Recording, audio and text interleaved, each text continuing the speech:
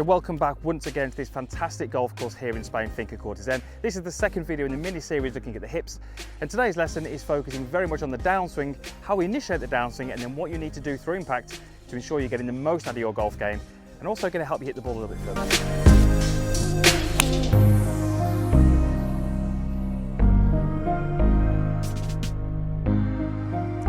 So welcome back to Finca Cortezen here in Spain. I'm back on the 12th hole, and this is the second video in just a very mini series looking at how the hips move in the golf swing. If you haven't seen the first of the series, I would advise you watching that one first. I'll link it up in there in the corner. That was looking at what the hips do at setup and how they move during the backswing. This video, we're going to specifically look at what the hips do in the downswing and how that can help you with your ball striking. And also it's a great way to add a little bit more speed and a bit more power to your game. Now, there's lots of things that we could discuss in the hips. We could discuss rotations, we could discuss extensions, bends, all these kind of things. We're just going to focus on a couple of things that I think are quite important that unfortunately golfers maybe don't do quite as well as they would like. So we're going to assume now that we've got ourselves into a pretty good position at the top. We've got our hips rotated on a good angle. We now need to kind of initiate that downswing.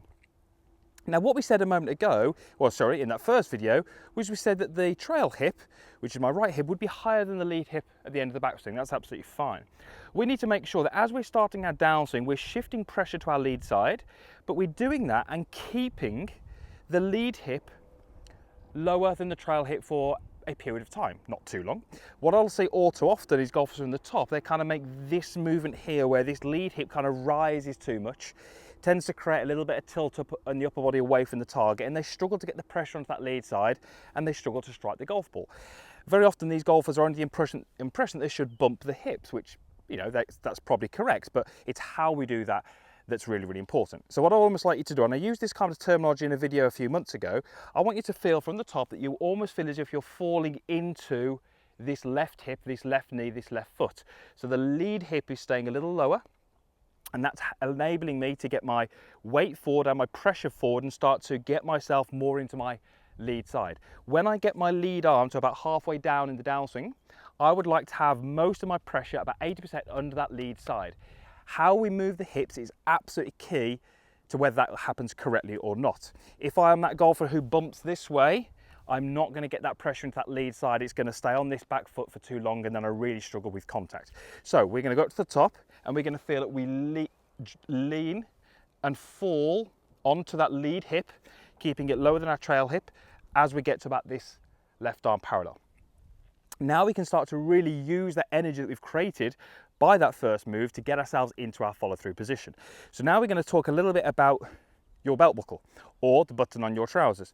Once you've made that first movement down, you've got yourself into that left side, I want you to now take this belt buckle and face the target with it and cause it to raise.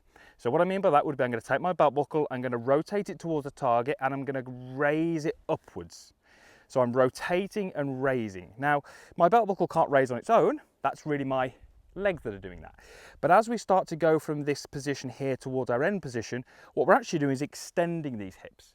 So as I get to this part in my downswing, my hips are bent, I've got flex in my hips, but by rotating and extending this belt, I move from flexion to extension with my hips, and that's how we see many of the world's best players in this nice full finish position, with almost the belt buckle as being the closest thing towards the target.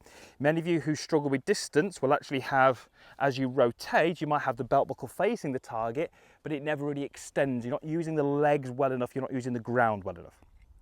So the main, two takeaways from this video is really kind of what we do to initiate the downswing. I see so many golfers get that wrong, and then almost being a little bit more kind of explosive through the ball with those hips, really getting to use the ground and the legs efficiently, extending through, because that's a great way to put a little bit more speed into the club head. Right, let's see if I can put those things together and hit a shot into this par 3.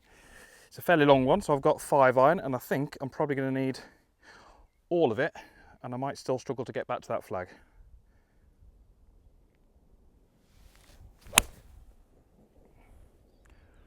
Well, I've hit it well enough, but is it going to be enough?